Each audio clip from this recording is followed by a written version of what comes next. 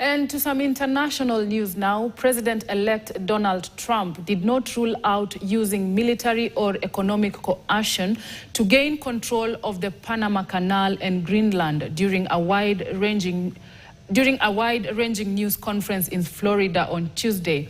White House Bureau Chief Patsy Widakuswara reports his remarks came hours after his son made a surprise trip to Greenland. Greenland, the ice-covered semi-autonomous Danish territory, and the canal belonging to Panama that connects the Caribbean Sea with the Pacific Ocean.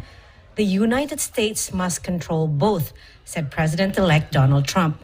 At a press conference in Mar-a-Lago on Tuesday, Trump was asked if he can assure he would not use economic and military coercion to do so. No, I can't assure you on either of those two, but I can say this. We need them for economic security. Last week, Panama celebrated the 25th anniversary of the transfer of the canal from the United States. En nuestras manos se va a quedar para siempre. The canal is going to stay in our hands forever. Today we see the Panamanian flag flying freely, as if it had always been there. And since 1941, the U.S. has maintained a military base in Greenland, which is part of the Kingdom of Denmark, but has wide-ranging autonomy. People really don't even know if Denmark has any legal right to it. But if they do, they should give it up because we need it for national security. That's for the free world. I'm talking about protecting the free world. You don't even need binoculars. You look outside, you have China ships all over the place. You have Russian ships all over the place. We're not letting that happen. Danish Prime Minister Mette Frederiksen has repeatedly said Greenland is not for sale. She said it again Tuesday as the president-elect's son, Donald Trump Jr., arrived for a previously unannounced visit to the territory. I will make it very clear that seen with the eyes of the Danish government, Greenland is for the Greenlandic people.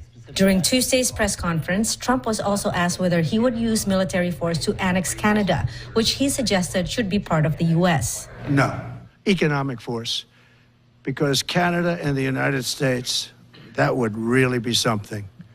You get rid of that artificially drawn line, and you take a look at what that looks like, and it would also be much better for national security. Don't forget, we basically protect Canada.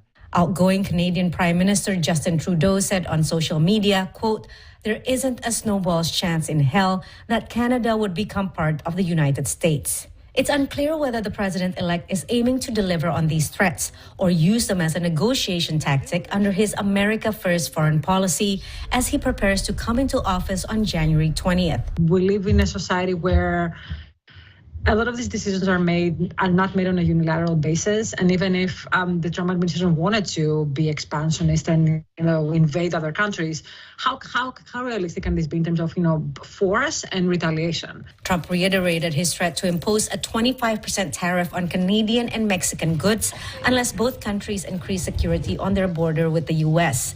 He said he will rename the Gulf of Mexico as the Gulf of America. Patsy Widakuswara, VOA News, Washington.